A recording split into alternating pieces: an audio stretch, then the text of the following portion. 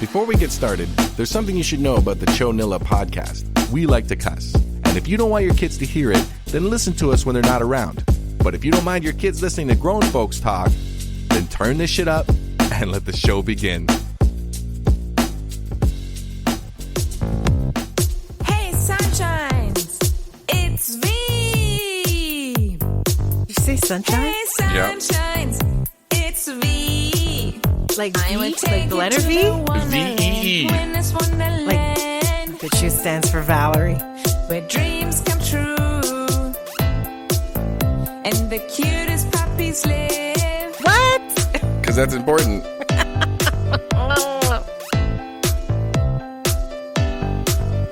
All sunshines. I mean, would you pick a place that where the ugliest puppies live? Ice cream at the Yeah, like Nope. pugs. shopping street. Shout out to the pug owners. Oh my God, who's that boy? Who's that boy? Is she? I don't know. Is she grown? She just loves being a pretty girl. She's a grown woman. Like past 30, right? Oh, grown. Yes.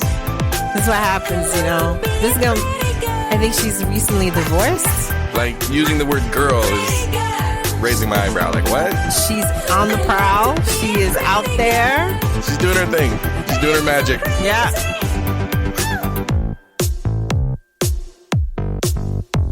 That beats solid, though, eh? I'm sorry.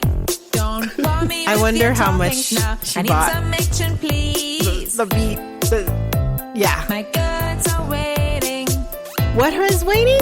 Her girls? Oh. I don't know. I missed it. I'm kind of tuned out. You know what? Good for her. Yeah? Maybe that's like her way to stand out on Tinder.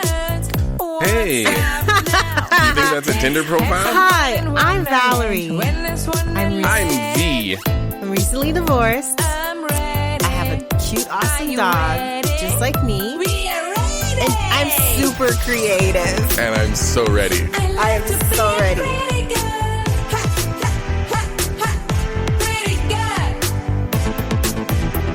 Is she not?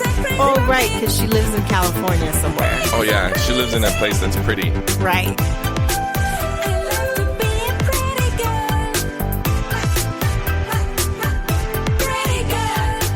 Who doesn't love being a pretty girl? Am I right? V plus what? What did she write on the sand? I didn't see it. Pretty girl. Good for you, V. All right. You are listening to the CHO NILLA podcast. I'm Clove. And I am Shirley, a.k.a. Françoise Abanda. And you are listening to the chonilla-podcast, the personal comedy journal of an interracial couple who explores the world from different perspectives and experiences. All right. That was great. Thank you. That was really good. Thanks, honey. And you are listening to the show tonight on a Monday, November 25th, 2019 at 8:53 p.m. In the motherfucking Eastern time. Booyakasha. It is late on a Monday. I am so tired. I am so exhausted. Oh, my goodness. So you're going to have to, be patient with us. Yeah, we're going to have the songs. And you the might whole hear way some through. yawn here and there. So what? Who cares? Let's do this. Let's get into it. How are you, honey? I'm You're pretty on good. how many coffee have you made so far? It's not This the is like your amount of third. coffees, it's the condensity. Oh, I Yes. can't do that because I get all it starts rumbling in my stomach if I have another cup. Is condensity a word? I don't know. I don't know. Hey, you know what? My AKA today, I said is Françoise Abanda. Yes. Françoise is born February 5th, 1997. She is a black, beautiful Canadian professional tennis player. She reached her highest WTA singles ranking at 111 Very cool. in October 2 years ago. Very, very cool. And her highest WTA doubles ranking of 197th back in 2014. She achieved a career high junior rank of number 4 back in 2013. Nice. So I'm going to keep my eye on this young lady. Okay. I know she's experienced, I think she's talked about racism. She's from MTL, Montreal Represent. All right. And experienced racism in the tennis world in Quebec. For sure, yeah. Obviously, it's Quebec. It's tennis. Yeah. So, I did not know about her until I was like, I always like to kind of showcase cool Black Canadians that people probably don't know or need to know. Right. Or do know. Mm-hmm. For the world to hear and Google about. So, but she's... Yep. Yeah, so I'm going to keep my eye on this girl. She might be on the come up. That's awesome. Yeah. Speaking of on the come up. Not she might be. She is on the come up. Sorry. Let me rephrase that. Okay, sorry. Whoop, whoop. The word for today is loquacious. Loquacia? Loquacious. Loquacious is Yes. Loquacia is loquacious. All right. Loquacious. Yes. How do you spell that? You spell it Spelling bee master. LOQUACIOUS. LOQUACIOUS. Let me write that down on my hand. Nailed it. So, do you want the context? Can I have that in a sentence, please? Let me give you the context. Okay. I mingled more and more with a Black crowd, attended the conferences and rallies and parties, and talked with some of the most loquacious of my brothers in Blackness. Oh, like deep, like rich, like deep rich, like smart, like clout. Yeah, I guess. Yeah. Yeah. Yeah. Some of that. Which one? Deep, clout, or rich? No, it means... intelligent. It means full of trivial conversation. Like somebody who just likes to talk. Oh. Somebody who just likes to talk and you're just like, wow, you're like, holy cow, you're still talking. It's because they're loquacious. So people who like to talk. Yeah, so synonyms for loquacious are chatty, gabby, garrulous, talkative, talky. I'm a loquacious. So if I would speak about myself who loves to speak, I am a loquacious individual. Is that how you would use it? Yeah, well, it doesn't really matter. Or like she loquacious. Loquacia is loquacious. Right. Got it. Right. Because she's always telling them stories. Yeah. Right? It's always loquacia. There you go. All up in her loquaciousness. Wasn't that? No. What was the name? What was the name of that movie, that terrible movie of the DJ? Loquacia. What are you talking God. about? Wait, what? There's an actual movie called Loquacia? Wait a second. Hold up. You didn't know about that? No? Yeah, it's about a white man who pretends to be a Black woman. Right. But he does it in the most racist way possible. Right. Yeah. It's ridiculous. I forgot about that. I put it on lock and threw it out in like the gutter. That got canceled before the first trailer finished playing. Like, nope. I forgot about that. Was it really going to be called Loquacia? Yeah, I think it was. Yeah, and he'd be like, "Loquacia." Yeah, it was bad. Wow. Yeah. Yeah. How was your week, honey? It was good. I'm drawing a blank right now. Well, you got some amazing feedback for your animation. I did. You're kicking butt, right? I'm doing all right. You like to animate now? Yeah, I'm having a great time. Yeah, I'm actually having the time of my life because it's it's just feeling like I'm growing my craft. Yeah, feels great. Your management is for the young guys. Right? It's funny.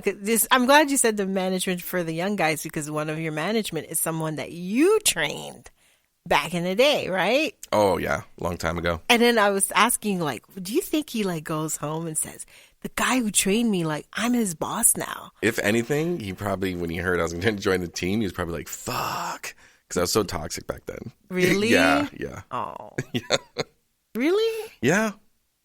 I feel I was. Yeah. You know, but everyone that you've apologized about that have said to you, like, no, man, it's cool. Yeah, it you're wasn't crazy. You. It was What's wrong with you? The environment was making it like. Well, they were very reassuring about that. So, yeah. At the previous place. No, but it's awesome to get to work with them again. And he's been doing it for a few years now, like the role that he's in. And, I'm going to learn a lot. Yeah? Mm-hmm. That's awesome. I'm happy for you. You're finally animating. I know, and it feels so good. I had an idea, but I can't say it over the microphone, so I'm going to talk. We should write a script. I think I have 10 scripts in my head right now. now. And my week was good. See, I think I had too much coffee. Wait. Before you start. Yeah. So how was your week, honey? Thanks for asking. After how many episodes? Hey, man. I'm just getting used to this thing again. Yeah. My week was good. It was actually really good. I'm following up from being out there and networking and cool. We had we had a couple people for Pecan CC podcast, and then we had Sharon come through. Super busy weekend. To come check out the space. So, and then made great new friends. Getting to know people and. So, it's nice. It's nice I'm coming out of this hermit funk of hermiting myself, or both of us hermiting ourselves. I wouldn't say hermit, focusing on family and ourselves. And hermiting ourselves. Yeah. Oh my God. Yeah. We're hermiting Where are we right now? I have no idea where we are right now. I was just talking about how the week is going. Though it was a very productive Feels like week. the start of a spiral.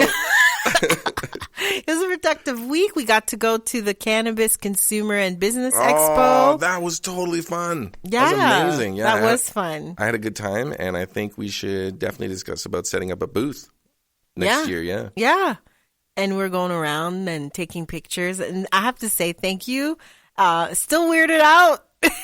What do you mean? Comes the whole time. He's like, "You're doing great, honey. Just keep taking pictures. Take pictures here. You're doing awesome." And it was driving me bananas. Oh, okay. But not in a bad, no, okay. You're doing great. Okay. And I told you, I'm not used to being praised. Yeah. Because I didn't grow up with that. Yeah. So it weirded me out to the point where I'm like, I felt I felt like somebody throwing spiders at me. What? Yes. Wait, what? It was if you could imagine somebody throwing spiders at you out of nowhere. Because it just goes to show you my conditioning. I'm not used to someone telling me good job. And you're so used to words coming at you being so barbed, right? Yeah. Oh my God. Or not hear anything at all. Because I'm usually either forgotten. Right. Or nothing. Or not nothing, right? So... Or just right. Put down. Right. And that's how I grew up. And it's, anyway, I was going to go into a deeper spiral on that, but so when you were telling me good job, because obviously I'm still learning about photography. So I'm self-conscious, right.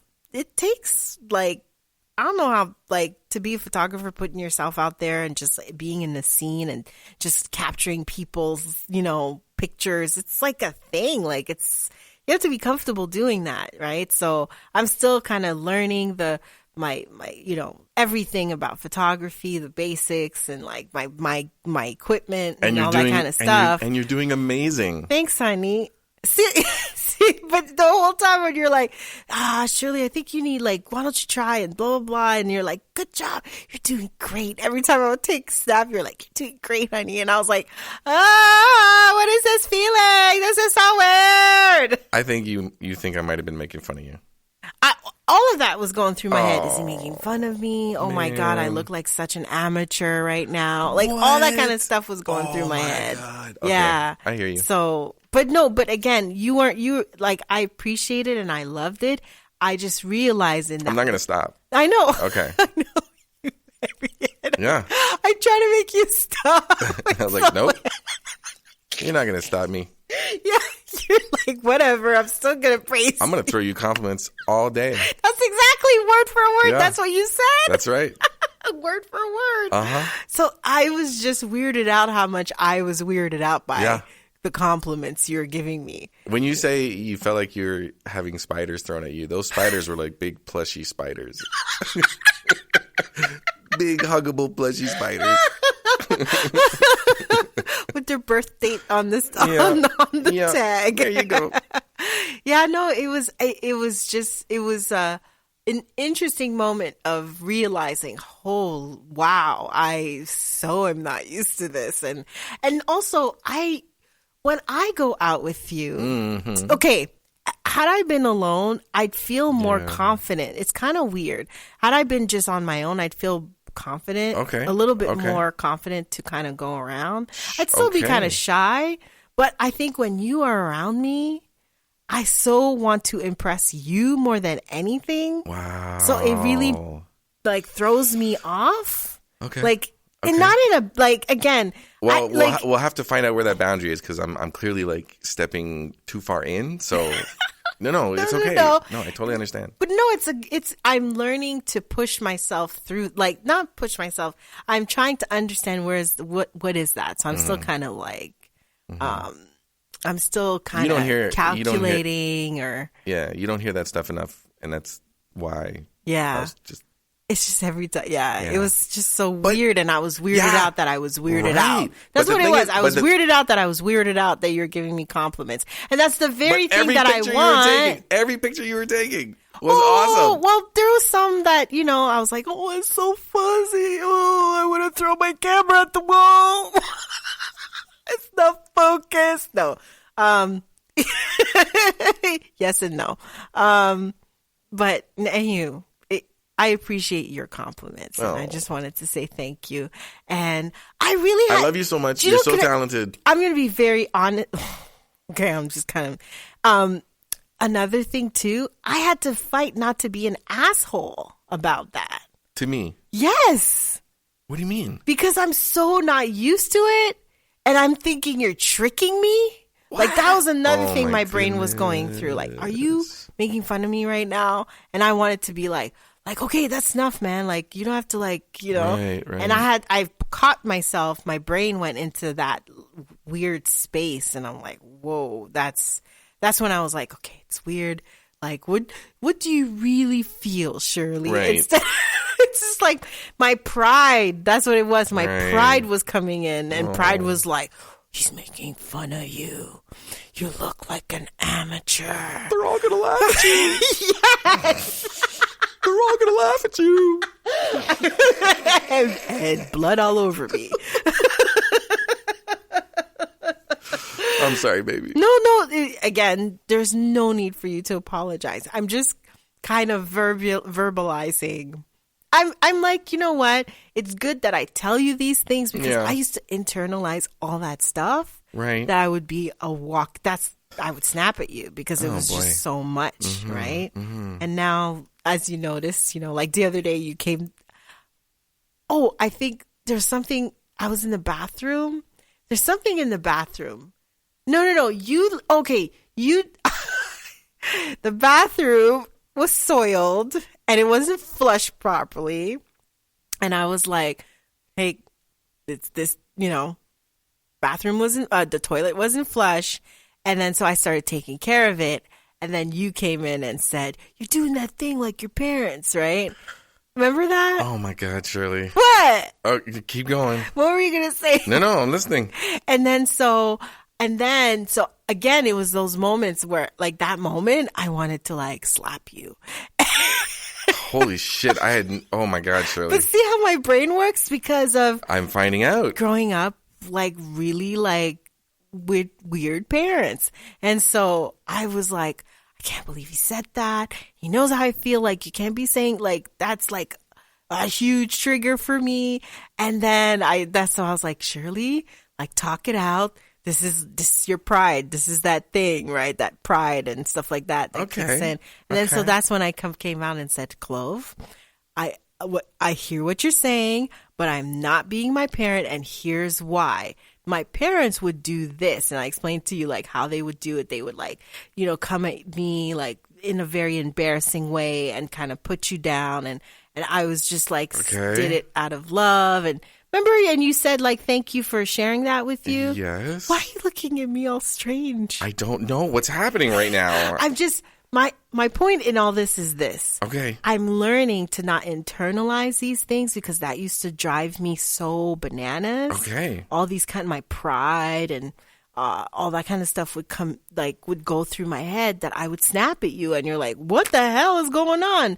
But now I'm learning to kind of by verbalizing it to you, it makes me realize it puts out how much it puts a mirror on my conditioning and not to continue that kind of legacy of how I was raised and to be more in communicating in a more healthy way my feelings instead of internalizing it and snap. Okay. Anyway, that's my whole point in all this. No, I okay. Thank you for sharing. You're welcome. Oh my gosh. Okay. On that note, that was great. Thank you. See you in 4 more years. Next episode. What happened? Oh my God. Where were we again? How's my week? We had fun at the Cannabis okay, yeah, we got through all that. All right, let's take a break. Business Expo. Sorry, honey. All right. Are you ready for some news, baby? Okay, let's do it. Do you have some news too? Yes, I do. Okay. News, I like the news. What is in the news? Yay, the news is not bad. Or sometimes good. Sacha-Baron-Cohen wasn't laughing about Facebook, okay? And he went in on Mark Zuckerberg in a speech on Thursday last Thursday, at the Anti-Defamation League's International Leadership Summit. Cool. Saying that the social media giants' resistance to fact-checking ads relies on twisted logic that would have had it selling spots to Nazis in another generation. I have a video. Do you want to hear? I'm going to play a little clip. Okay. So basically, he was saying that, based on what he's saying, that, because he's trying to say, well, this whole freedom of speech, and I don't want to cut people for what they need to say. And he's saying, that's Zuckerberg saying that. It's Zuckerberg, right? Yeah. Idiot. When he was, So he was saying so based on that logic, if Hitler or Nazis were around, you would have allowed to sell spots like Facebook ads. They would have access to do that and push their propaganda. Right. So with the policies is what they have in place would have allowed propaganda like the Nazis. Yeah. Yeah. Yeah, because of the what he said about not allowing political ads to run, even though if they're they have lies in them. Yeah. Okay. Yeah. Yeah. And so he delivered this amazing speech against social media and internet companies, accusing them of spreading hate, conspiracies, and lies. Wow. I have a clip. I'd like to. Want to hear it? Here it goes. Like to hear. Here it goes. If Facebook were around in the 1930s, it would have allowed Hitler to post 30-second ads on his solution to the Jewish problem. Wow. So here's a good standard and practice. Facebook, start fact-checking political ads before you run them. Today, around the world, demagogues appeal to our worst instincts. Conspiracy theories, once confined to the fringe, are going mainstream. Yeah, that's crazy. Hate crimes are surging, as are murderous attacks on religious and ethnic minorities. All this hate and violence is being facilitated by a handful of internet companies that amount to the greatest propaganda machine in history. I believe that it's time for a fundamental rethink of social media and how it spreads hate, conspiracies, and lies. Last month, however, Mark Zuckerberg of Facebook delivered a major speech that, not surprisingly, warned against new laws and regulations on companies like his. Well, some of these arguments are simply, pardon my French, bullshit. Let's count the ways.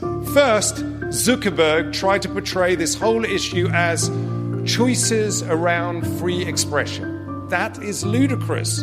This is not about limiting anyone's free speech. This is about giving people, including some of the most reprehensible people on earth, the biggest platform in history to reach a third of the planet. Right. Freedom of speech is not freedom of reach. Sadly, there will always be racists, misogynists, anti-Semites, and child abusers.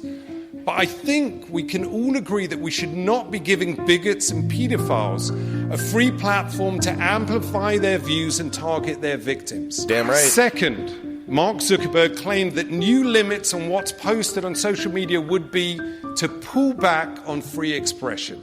This is utter nonsense. We're not asking these companies to determine the boundaries of free speech across society. We just want them to be responsible on their platforms. Yep. Third, Mark Zuckerberg seemed to equate regulation of companies like his to the actions of the most repressive societies. Incredible. This from one of the 6 people who decide what information so much of the world sees. Here's an idea. Instead of letting the Silicon Six decide the fate of the world, let our elected representatives, voted for by the people of every democracy in the world, have at least some say. Fourth, Zuckerberg speaks of welcoming a diversity of ideas. Bullshit. And last year he gave us an example. He said that he found posts denying the Holocaust deeply offensive, but he didn't think Facebook should take them down because I think there are things that different people get wrong. To quote Edward R. Murrow, one cannot accept that there are on every story 2 equal and logical sides to an argument. We have, unfortunately, millions of pieces of evidence for the Holocaust. It is an historical fact. And denying it is not some random opinion. Those who deny the Holocaust aim to encourage another one. And it goes from there. Yeah, so, yeah, Nazis are the fucking worst. Yeah. They're the worst. Yeah. Bigots and racists and misogynists. And like he said, child or any other form of abusers. Conspiracy, like people who have says things that science, that philosophers or whatever have like evidence of things on how things work. Yeah. And he's right. You have a responsibility, right? There's this thing called Humans of New York, and I think I shared it in my social, and there's this random guy that they ask a question, and he was saying something along the lines like, whoever holds the pen, or something about holding the pen, is responsible. Unfortunately, the men have been the one who holds the pen, so they can choose on how history writes itself. And right. And in this day and age, like, people like Mark Zuckerberg and Jeff Bezos and Bill Gates and these kind of people hold the biggest pen. Yeah. And you have a responsibility. Like, he's so disconnected. He is so not He's about. a white man. He's a white man. He is completely or too connected, maybe online. Yeah. And maybe like just money wise, and not looking. He is a typical white man who does not have the idea, the knowledge, the guts, the instinct. He has no instinct whatsoever to think in a human communal way. Yeah. It's all about self. Yeah. It's not about anyone else. Yeah. And mark my word, if he continues this way, sorry to cut you off. No, I was about to cut you off. If he continues this way, the writing is on the wall. It's already happening.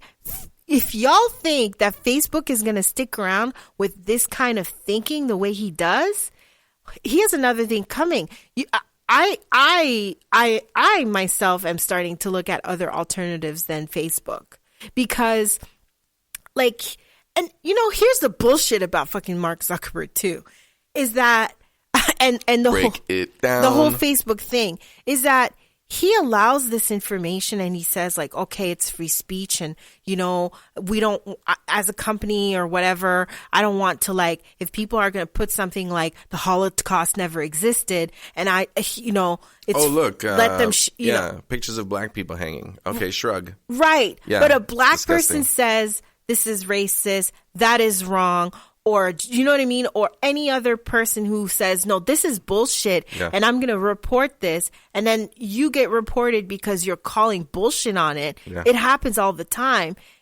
It's full of shit. Like Facebook is full of shit on that. Yeah. So you say you pushing on this whole free speech. That's what you say. But meanwhile, so many people of color, it's indigenous more like and black specifically. Yeah, it's more like you're pushing the speech that you agree with. Yeah. Yeah. Do you know what I mean? Not only you, your team, because it trickles down from the top. Absolutely. It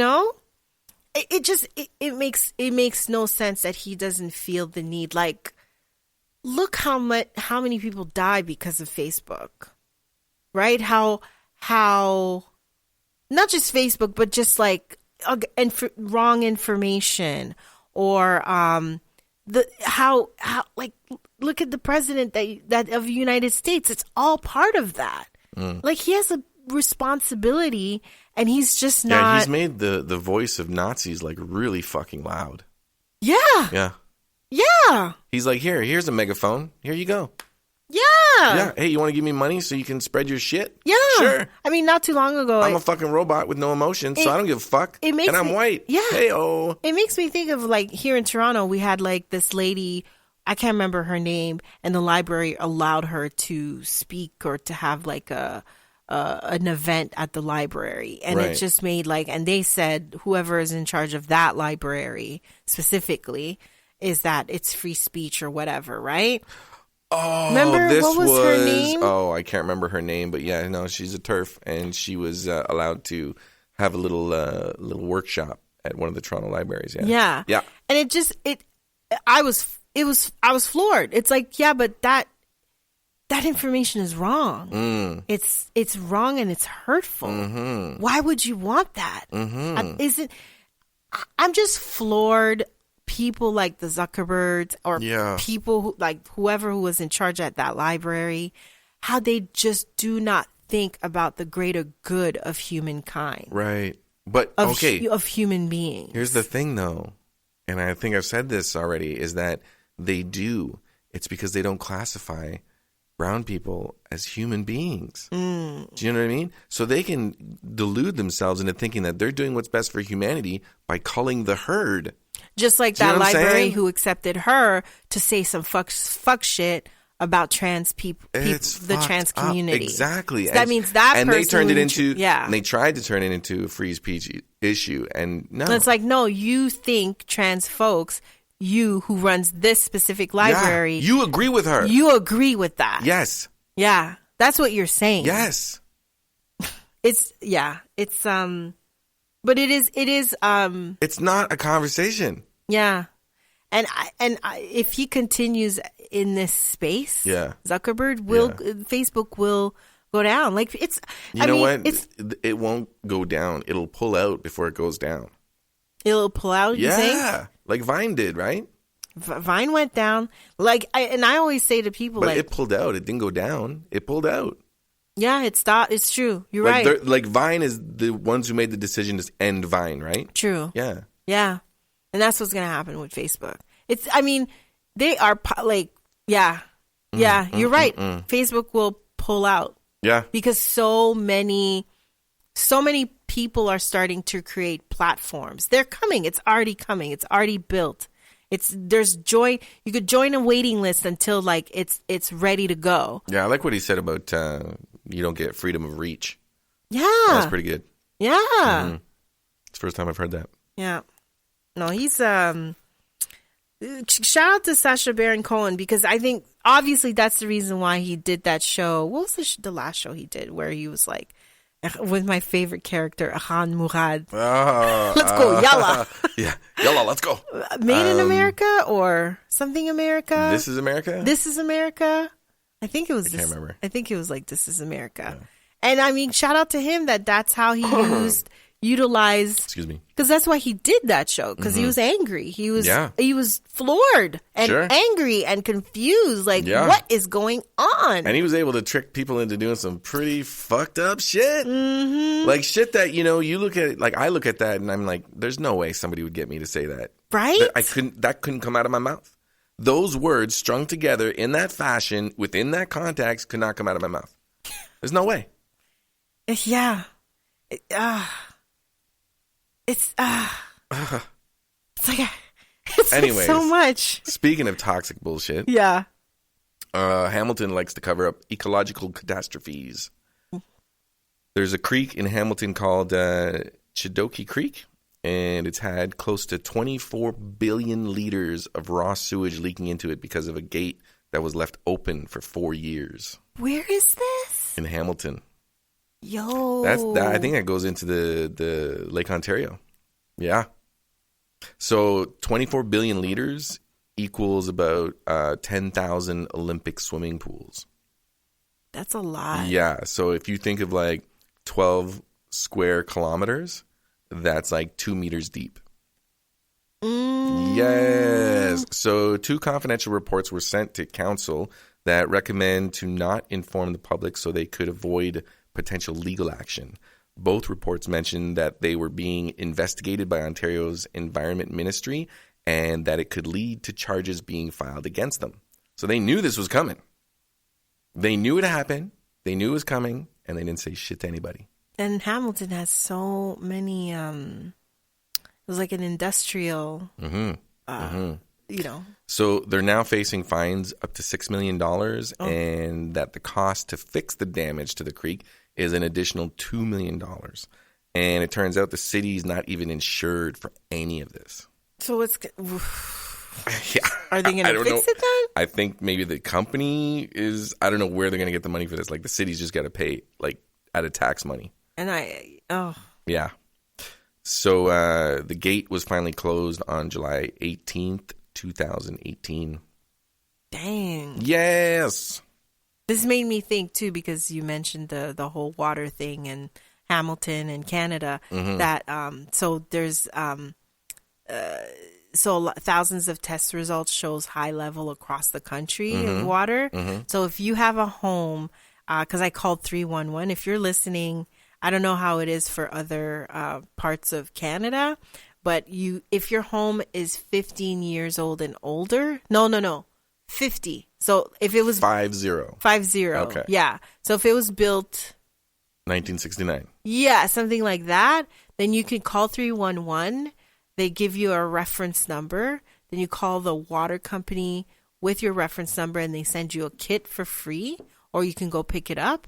And then with that kit, you could test your water, the lead levels, of your home. Wow. Yeah. It's kind of creeping me out. All right. Yeah. Other news. I got other stuff. I have. Okay, you go ahead. No, go ahead. Oh, so in DeSoto, Texas, the body of a Navy veteran was found in his apartment, and authorities says that he's been dead for 3 years. What? So David Margulies, a spokesperson for the DeSoto Town Center apartment, said that this was a very unusual set of events, allowing White's apartments to sit undisturbed for so long. None of the things that would have triggered a reason to go in his apartment happened.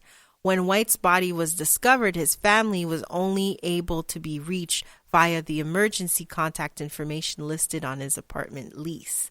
Several years ago, a resident below White's unit had reported a leak coming from the ceiling in the area, which Detective Schultz said White's remains were discovered.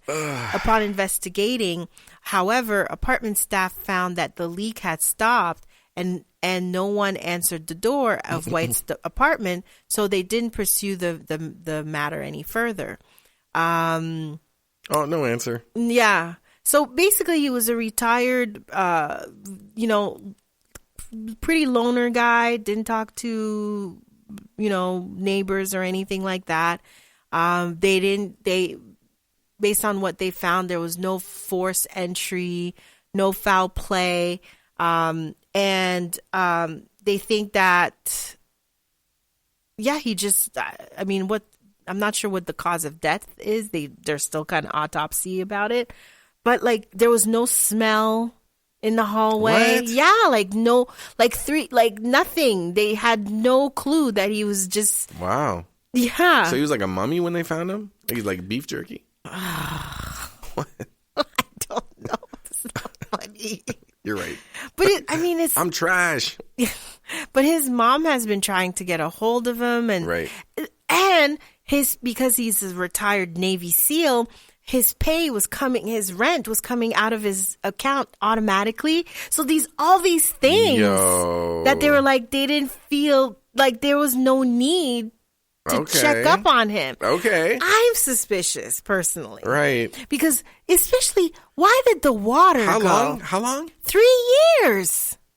3 years. Yeah. And they said there was no smell. They don't see any forced entry. But why? Why did the water go that people were like, oh, there's water leaking, and all of a sudden it stops? Ghosts. That's my only his thing ghost in came about out of this, his body. this whole turned story. off the faucet. So, and the mother, she wants answers, because that would be my thing too. Yeah. Like, wait, so okay, fine. I could see how the possibilities, okay, he's paying on time because his pension or whatever, his Navy money. Don't rock the boat. Goes into the Steady bank. Paycheck. It takes, you take it out, so he's paying rent. I get that. Everything's coming in gravy. That's fine. Yeah. Maybe he has sealed doors. You guys, maybe the apartment building is made out of concrete. High quality stuff. It's like a refrigerator door. It's magnetically shut. Right. Got it. Fine. Yeah. Okay, you don't Sealed. smell nothing. Freshness. Sealed. Freshness. But then, It's like a Ziploc bag. right. But me, even as a mom, like the same way she's wondering, like, something's not jiving here. You have a leak Right. in your house, and then now it's done. Right. And you're like, oh, it's done. Don't need to check. Right. Why? I'm pretty introverted, but I think people would check on me if I just disappeared. For 3 years? Yeah. For 3 days, I think people would be like, where the fuck's Clove? That's true. Right? I would. Right. All of it, like everybody. Yeah. Your work. Oof. Your friends. Yeah. Us. Like, your immediate family. Did he not talk to anybody? No, he was very to himself. Okay. That's like PTSD, right? And you know what? It is. Could be. PTSD, or maybe he has some phobias and he likes to just be, to himself. But it's like working stuff out. Yeah. It's scary, and it just makes you think like you need to go out there. And when I was reading this story, it made me think, as I get older, I need to talk to my neighbors. Right. I need seriously. Yeah, you have to be as present that when your presence is not there, it's noticed. In our neighborhood, when my mother, because she's getting older, she, before 10 years, in her neighbor, she's been in her neighborhood for 12 years now. Right. Okay. And so before, she'd be out there, she's gardening, she says hi to people. Yeah. People in the neighborhood call her mom, like mommy, like, Sure. Where's mommy? You know what I mean? And now that she's getting older, they hardly see her out. I always get neighbors like, how's your mom? Where is she? I don't see her come out. Like, do you know what I mean? Like, and I was like, what's going on in there? Yeah, no, I don't have her locked her up. I didn't push her down any I stairs. didn't push her down any. Yeah, you know what I mean? And so, yeah, like if you're someone who finds yourself to be single and living on your own, and rule number 1, talk to your neighbors. Even if you don't like it, go on just Facebook. for your own safety. Yeah. Yeah. Go on Facebook on a regular. Wow. So they had to reach out to the family using an emergency number that they found. On his lease. Right. And they didn't, nothing. Like, Can a landlord do that? Like, not see their tenant for 3 years? I guess if their tenant's a shut-in, right? Yeah, it's totally possible. I mean, Anyways, if they're paying on time, right? Mm-hmm. One person in the group said, because of I'm such a loner, my biggest fear is that something like this will happen. Oh my and gosh. no one will find me. Wow. So it's possible. I mean, if you just go in and out, you mind your business, you don't communicate with your neighbors, you don't say nothing, it's easy to kind of be disappear under I guess. the radar. For 3 years, yeah. He was doing it right. He was doing, oh my gosh. Well, if he didn't want to be, hassled, right? If he didn't want to be disturbed or anything like that, he was doing it right. Yeah. Yeah, nothing was triggered. They said that triggered to get into his apartment. And, yeah. Anywho, what do you have in the news? The last thing I have is the National Film Board is focusing their lens on queer culture. Okay. So Bill C-150 was passed into law 50 years ago in 1969, which partially decriminalized homosexuality in Canada. Mm-hmm. The National Film Board is presenting 5-minute short films on their website called 5 at 50. Nice. Yeah.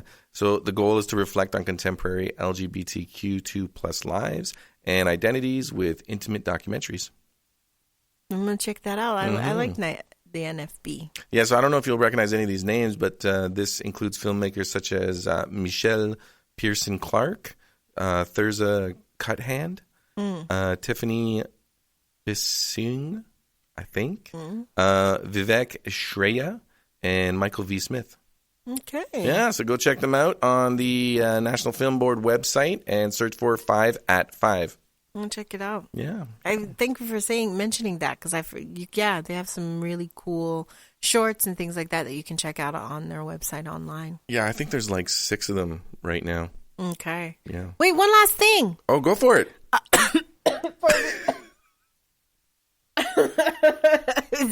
It's kind of fitting. Me coughing.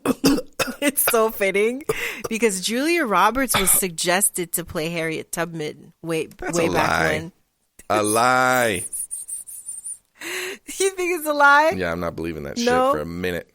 Well, her great grandniece has something to say about it. I have a clip on that. Wait, this is for real? Yes. No, it's not. So what it says. Okay, so I saw that headline. Yeah. And I looked for like it being like a parody site. You know what I mean? And then I Me just too. gave up. I checked. I just like, no, I'm not even gonna. I know. I'm not even gonna dignify this. I thought like that's a terrible joke, but and Right, if it's to right. clickbait, It's like, okay. or it's trolling Right. the internet, brilliant. Sure. Yeah. So they said, according to the movie screenwriter Gregory Allen Howard, Julia Roberts, yes, that Julia Roberts was once suggested in a Q&A for Harriet Studio Focus features.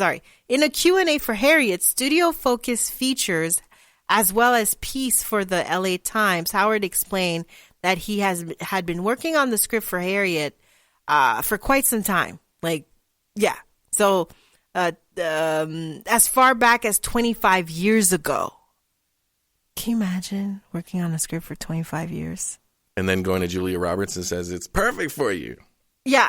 So he said back then. I'm still not believing this. The climate in Hollywood was very different back then. And according to Howard, the then president of the studio praised the script and then suggested Roberts play Tubman. Fortunately, okay, there was a single black person in the studio meeting, that was 25 years ago, who told him that Harriet Tubman was a black woman. Oh, this is 25. This was a conversation that happened 25 years ago. 25 years ago. Okay. So it was in the early stage of I guess, the script or whatever. You know what? I can see this being proposed 25 years ago. And then Yes. and luckily, Yeah. this is why you have to have diversity in your company, okay? Yeah. That one black person told the president, sir, Harriet Tubman is black.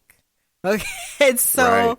and then the So president. look at that, eh? He totally thought that it was a white woman that helped free enslaved people. Yeah, and the president then, 25 years ago, replied, That was so long ago. That was so long ago. No one will know that. Oh my God. They're so full of shit. They're so full of shit. And so they TMZ winded up finding as like I mentioned before, the great grandniece Tina Wyatt, and this is what she had to say to TMZ. Back in those days, when this conversation was had with Julia Roberts playing Harriet Tubman, what do you think would have happened? You would have had a boycott.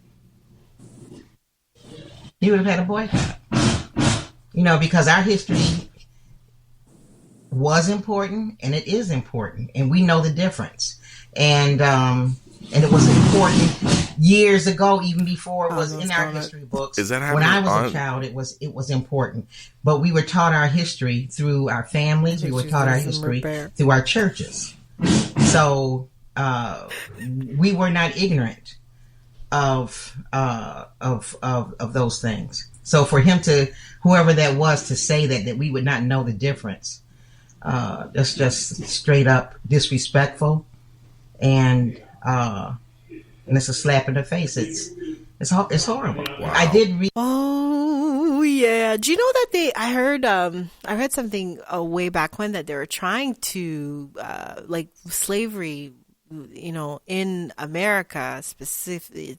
Well, I don't know about Canada, but in the States, they were trying to hide and burn and try to get rid of any type of form of proof that slavery happened in the United States. Of course. And that's why there was... That's the same thing where the Holocaust now comes from. They just tried to erase everything. Mm-hmm. Erase it. Yeah. Same for about... Yeah.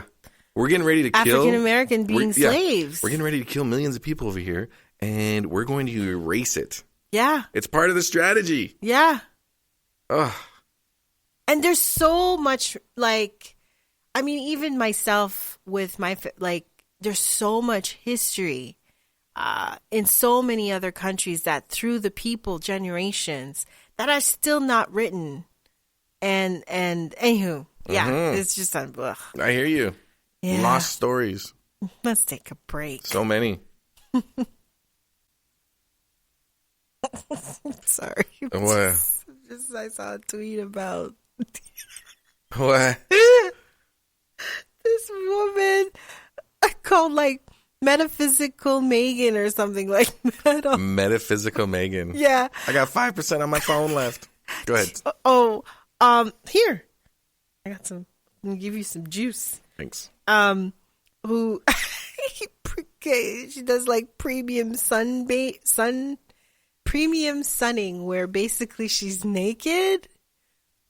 You said premium sunning. Okay. So I just saw this Twitter. It says, for the past few weeks, I've included sunning my bum and yoni into my daily rising routine. Many of you have been asking about the benefits of this practice, which is 30 seconds of sunlight on your butthole is the equivalent of a full day of sunlight with your clothes on. so someone tweeted so no sun. Sunbathe your asshole for wellness. It was shared on Jezebel. It's a picture of someone laying on rocks that. It looks like California up on with the their legs hill, up in the air. with their legs up in the air, spread, and then the person. White people, I need an explainer.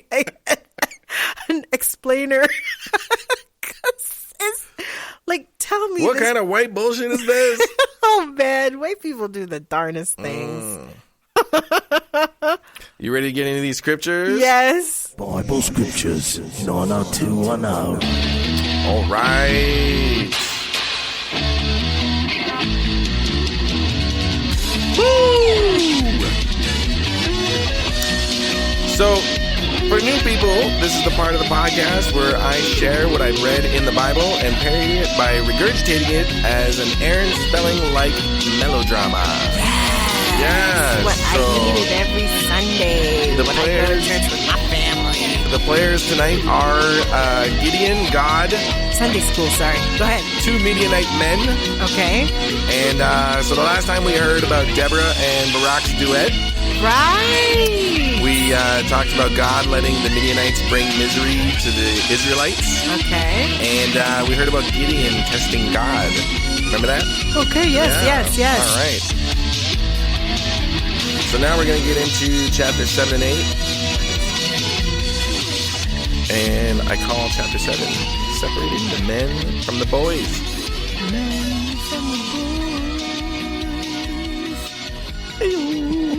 So now Gideon has a shit ton of men ready to fight for him. And all 30,000 of them are camping out near the camp of the Midianites. Right. Why are they getting ready to fight again? Because God told him to. Oh, okay. Yeah, God right. said, you can do this. That's enough said. Right. It explains everything. I got to check my God button. Okay. Hello. Yes. Okay, we're good. Hi, God. So, hello. So, let me see here. So he's like, there's 30,000 of them. They're camping out near the camp of the Midianites. And God shows up and he's all like, whoa, you brought way too many men to this fight. No one's going to believe that I helped you if you beat them down with all these dudes. Oh, it's about the struggle. Got it. All right. Here's what we're going to do. Go tell those men. Got it.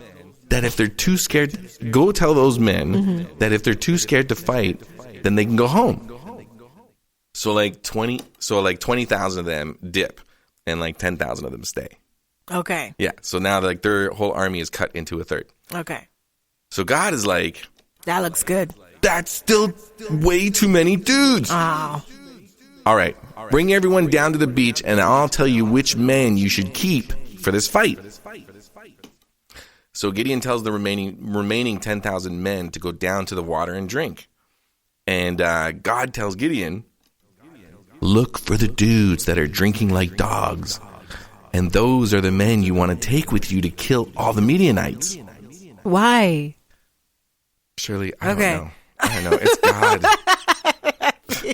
He always wants weird shit. I feel like if God like had me to do like, I'd be asking all these questions that God would be like, oh, just do it already. That's it. Restart.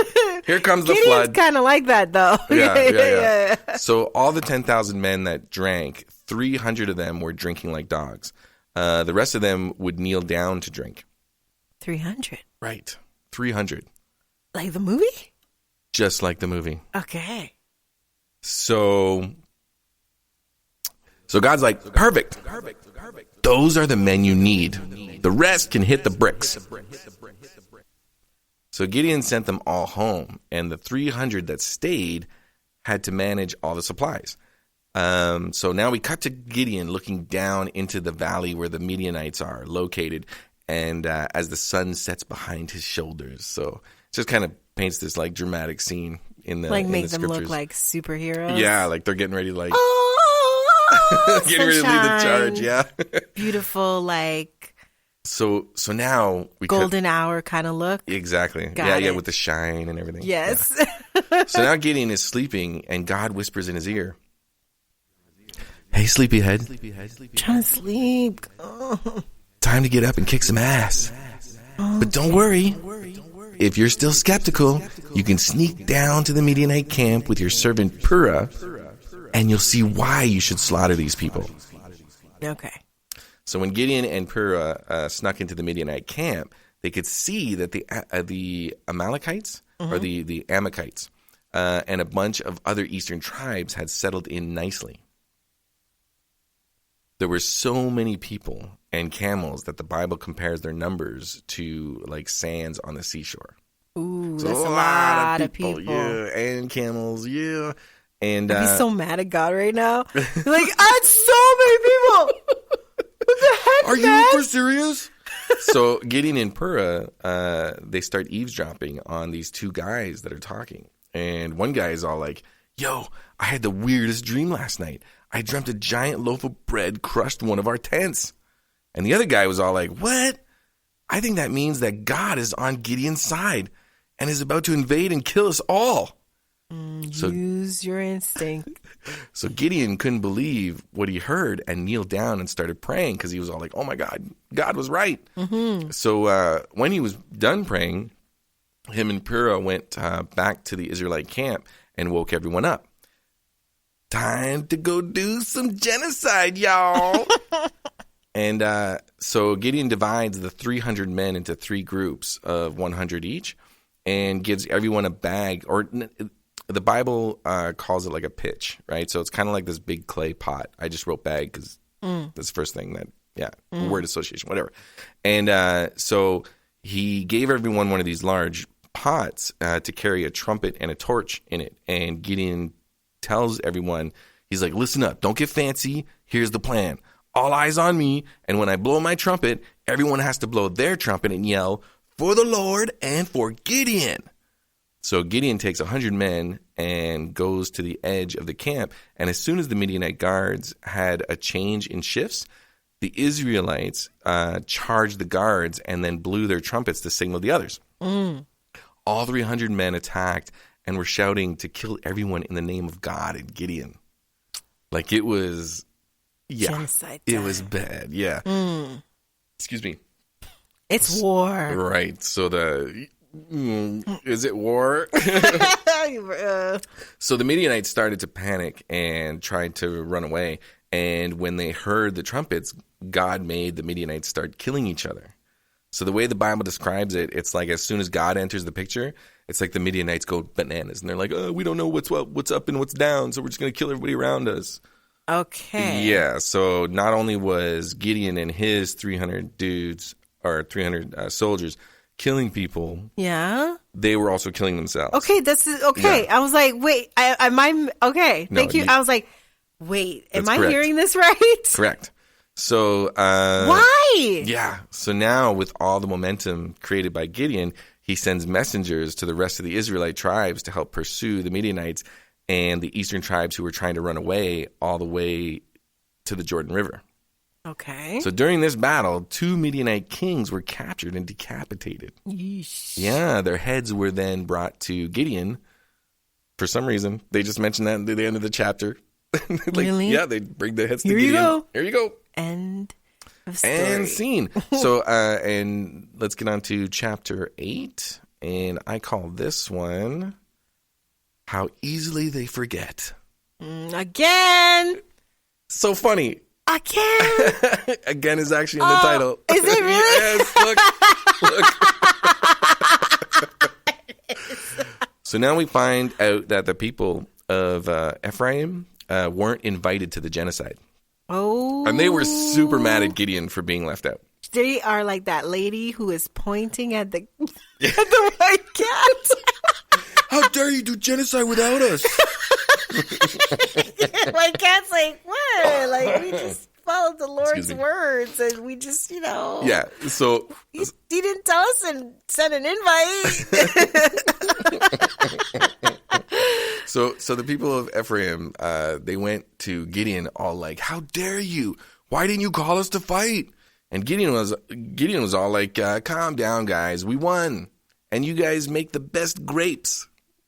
Really? Yes. That's how you see us? And so as great people? The Ephraimites people when they heard Gideon say this, that you guys make the best grapes, they were all like, okay, cool. Sounds good. I guess we're the grape makers. I don't know. They were just okay with it. So Gideon and his army were exhausted at this point, but kept chasing after the Midianites and came to a place called Succoth. Okay. Where he asked the people there to give them some bread so they can have enough energy to keep going after more, like 2 more Midianite kings. Runaway. Okay. Yeah, because their focus was these 2 more Midianite kings. And their names were Zeba and Zalmunna. But the officials of Succoth were all like, I don't see why we should give you anything if you don't have any proof of killing those 2 kings.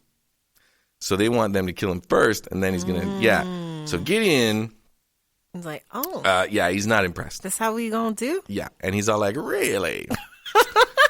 Okay, cool. Just wait and see what happens. When I do kill those other 2 kings, then I'll come back, and it's your ass. Like, So- as in kill you? Yeah. Oh, yeah. of course. So then Gideon continues his pursuit and went through a place called Peniel and made the same requests and was denied the same way. And, Wow. And Gideon was all like, okay, cool. He's on that pet. He's going on. Okay. Oh, my God. He's all like, I Adding hope. you to my list. Yeah, exactly. Not Check. gonna forget. Okay. Yep. Peniel. Got it. So he's like, okay, cool. I hope you don't like that fancy tower you built in your town because when I get back, I'm going to smash it. Oh, wow. Yeah. So now we find out that the remaining kings, Ziba and Zalmunna, have about 15,000 men left. And up until now, 120,000 men have been killed by the Israelite tribes. Whoa. Mm-hmm. Then Gideon attacked the rest of the eastern armies and captured the remaining two kings, Ziba and Zalmunna. You got him? He got them. Okay. So while Gideon was returning from all that genocide, he goes back to Succoth. On his way there, he snatches this dude and asks him for all the names of the officials that denied feeding his army. Then he rounded them all up and showed them the two captured kings and was all like, now what? I told you I would be back. Mm-hmm. And Gideon then punishes all of the elders of Succoth by beating them with some thorny switches. And Gideon then goes to Peniel, tears down their tower, and kills all the men. Okay. Yeah. I don't think God's gonna like that. Gideon is out of control. Yeah. Yeah. So then Gideon turned his attention to the two remaining kings, Ziba and Zalmunna. Mm-hmm. And is all like, so guys. Oh, because they're captured. They're not killed yet. That's right. Okay. So he's like, so guys, a while back, you killed a bunch of folks up in Tabor. You happen to remember if any of them were like me? And the two kings were like, yup. So Gideon was all like, see now, I would have let you live if you weren't so murdery. But then Gideon tells his oldest son, Jether, to kill the two kings. But Jether, he's like, not about that. And so the two kings are all like, why don't you kill us yourself, tough guy? Ooh, big man. Yeah. Ooh, big man with the sword needs his son to kill for him. Guys, that's not good. Yeah, not the time. Like, So you do realize they're captured. yeah, so Gideon kills them, and he took all the jewelry that was on their camels. So he just kind of got rid of them. Okay. Yeah. So now the Israelites are all like, holy shit, Gideon, you murdered everyone. You, your son, and then your grandson should be our leader. But Gideon is all like, thanks anyways, guys, but God should be your leader. Not me or my son or my grandson. Then Gideon is all like, maybe after all the loot's divided, y'all could give me 1 gold earring each? Okay. So everyone's all like, yeah, sure, no problem. But they winded up giving him like more than earrings. And Gideon then melted all the gold into into a thing called an ephod. It's like What's an ephod? It's like a chest plate. Kind of like an apron. Yeah. Yeah. Yeah. Is it mentioned in the previous thing? I think so. Oh, yeah. They talked about making one back in Deuteronomy. Remember that? Yeah, I think it was yeah. either Leviticus or Deuteronomy was giving the rules on how to make ephods. And Yeah. it was just like, Is it like a clothy kind of? No. thing It's a breastplate, and it's got like jewels in it, but it's also like gold. How do you spell that? EPHOD. EPHOD. Okay. Yeah. So, but the one that he melted down, the one that Gideon. Right. I knew. Okay. Yeah, Yes. yeah. Yes. It was mentioned. Yeah. Oh, yeah. You said Deuteronomy, right? It was either Deuteronomy or Leviticus. It's totally Deuteronomy. Well, Leviticus had all those rules, right? So, Deuteronomy had all no, those rules too. There was nothing but rules I will back then. never forget about Deuteronomy. The rule, it was it's the gruelest, most ruly. Yeah, no, okay. And I remember searching for it. Yes. Okay. So, it is like a robish cover. correct. Yeah. Well, no, it's not a robe. It's the breastplate. It's the metal breastplate. Yes. Okay. Yes. So, but it goes over top of a robe. Yes. Let's see here. So the one that he melted down, the ephod that he melted down, he placed it in his hometown, and his hometown is called Ophrah. Okay. So that everybody could worship it. Okay. Right? But, spoiler alert, it winds up getting trashed. Okay. Because people are trash. Oh. And, so the Midianites at this point are completely destroyed, and the Israelites have peace for the next 40 years. Gideon went on to have 70 sons with a bunch of wives. Whoa. Yeah. But the Bible makes, the Bible makes mention of one of his sons named Abimelech, which was conceived by one of his concubines. So he had wives, kids, concubines. Dang. Yeah. Yeah. Gideon. So, so Gideon winds up dying and gets buried in his father's tomb. And pop quiz, Shirley. Mm-hmm. Guess what the Israelites do as soon as Gideon dies? They build some kind of a statue. They start worshiping Baal again and forget all about the God of Abraham and everything Gideon had done for them. Wow. Correct. This is a problem. It absolutely what is going on? Oh, man. Yeah, so fun fact, the group Gideon's International was founded in 1899 and is dedicated to the distribution of free Bibles. Their logo is the large jar, the pot, used to carry the trumpet and torch, which feels a little bit metaphorically creepy to me. Mm-hmm. What book is this again? Judges, chapters 7 and 8. And next time we'll hear about the Israelites messing it up all again. Abimelech murdering a bunch of people, the curse of Jotham, talking trees. Pass the plate and donate. Pass the plate and donate. Pass the plate and donate. Pass the plate, you gotta donate. And pass that plate. We learn about the book of Judges, chapter 7 to 8. Gideon has 300 men to kill a bunch of people. Yeah, pass the plate and donate. Yeah. Gideon has been fucking with a whole lot of people. But then he died, and the Israelites are back on their fuck shit. Pass the plate, then donate.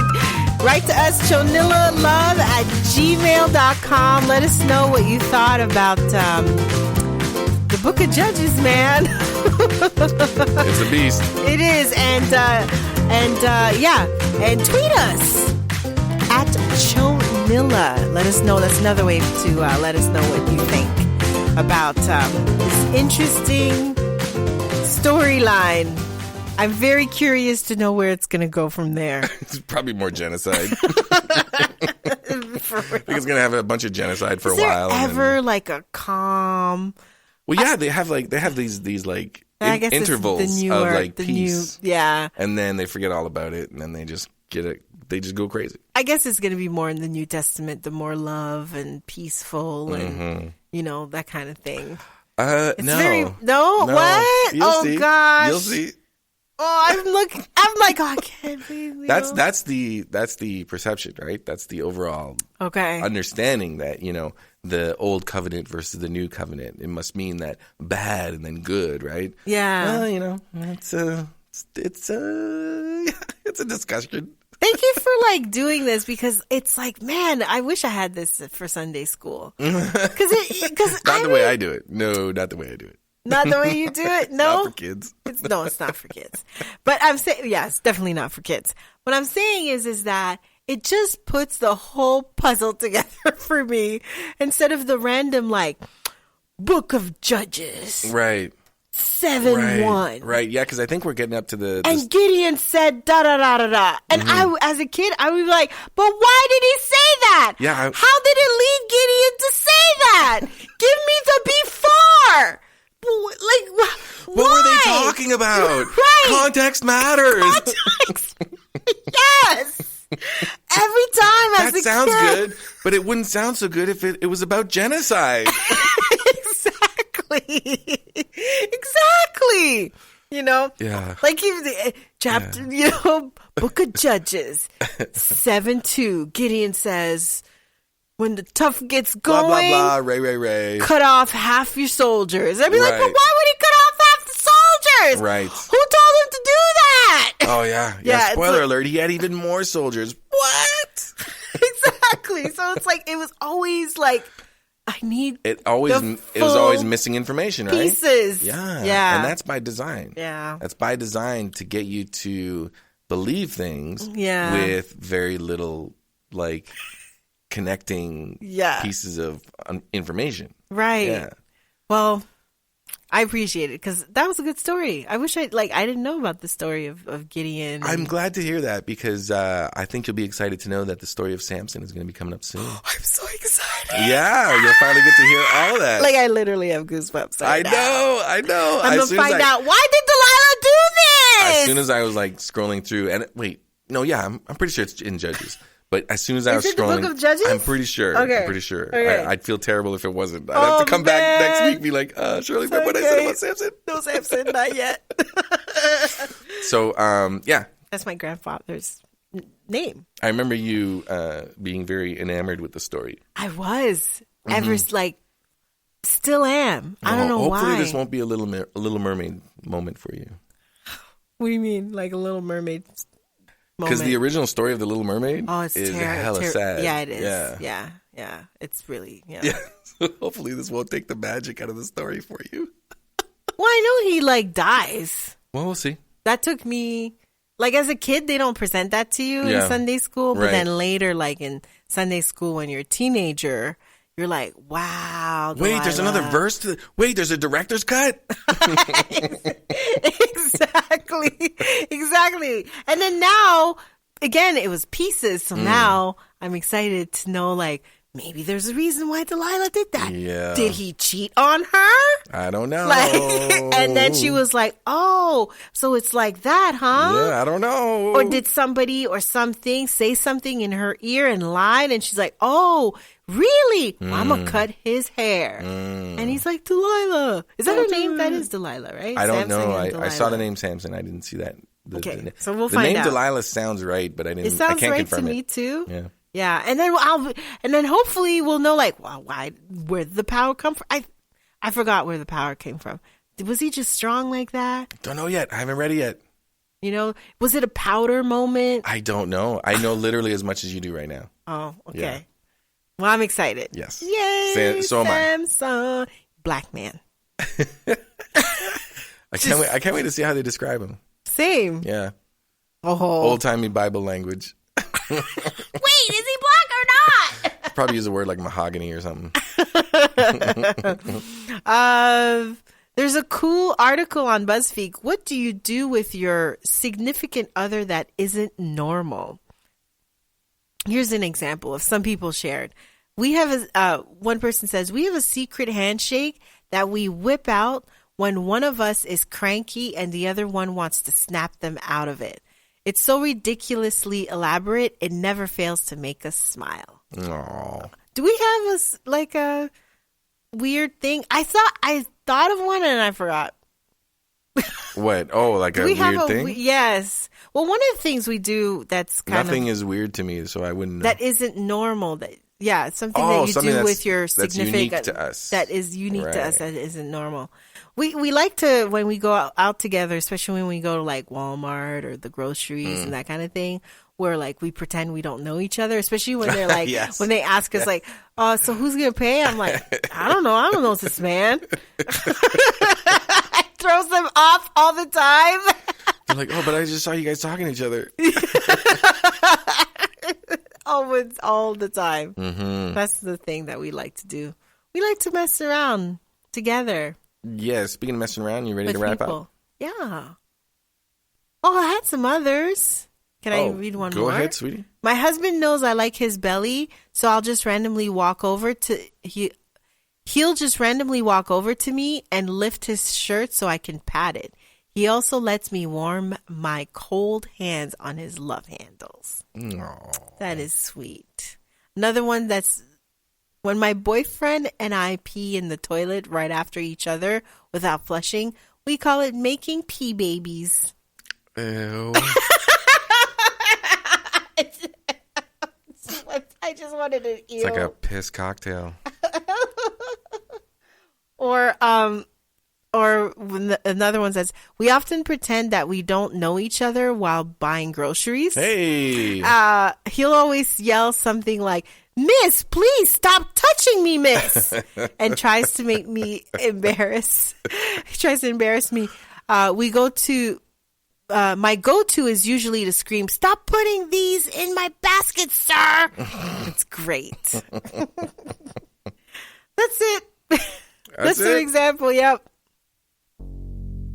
Thank you for listening to the show. Sounded like you said Alyssa-ling. Listening. I'm tired, man. I'm so tired too. It's like 10:17. I can't even keep my eyes open. But you know what? High five for us doing this, man. Yay! Oprah 5! Oprah 5. Email us chonillalove@gmail.com. Follow us on Instagram, chonillalove, or join the group. Simply go on Facebook and look for the Chonilla Podcast, and that is where you can interact with us. You can share some articles that you think that us and other fellow Chonillians might be interested to learn or know about. And you never know, it might get our attention, and we might be talking about it on the show. And we're on Twitter too. Heyo. Chonilla @Chonilla. Leave us a 5-star. I wouldn't say we're on Twitter. No, you're on Twitter. I'm on Twitter. It's more likely me. If you want to find Clovosaurus on Twitter, and me, Shirasaurus I don't interact on Twitter. With Twitter. Just letting you know. Yeah, Clove is all about I'm not about that Twitter life. I just can't handle it. Can't handle it. But if you want to find Clove, you can find him in the Chonilla group. Sure, I think I have an Instagram account too. Yes, yeah. You're just starting to kind of. Not even. Really? I posted to it like a couple times. You're like, that's too much. Yeah, I don't know. I don't know. Leave us a 5-star review on iTunes, Stitcher, or any other podcasts. We appreciate it, and we'll read it on the show. And yeah, thank you again for listening. Until next time. Do you have a quote? I absolutely do. Do you have one? Nope. All right. The quote is, if black women were free, it would mean that everyone else would have to be free, since our freedom would necessitate the destruction of all the systems of oppression. Ain't that the truth? That's from a black feminist statement, the Combahee River Collective. Nice. Yeah. All right, honey. Let's wrap it up and go to bed. Good night, everybody. Night. Hopefully there's no traffic. Huh? What? And we'll get home sooner than later. I need coffee. Yeah, let's get the fuck out of here. Yeah.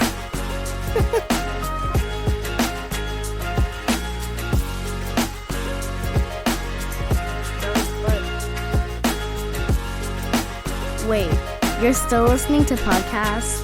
Well, if you love this episode of the Chonilla Podcast so much, just head over to iTunes or Spotify to subscribe and leave a review, I guess.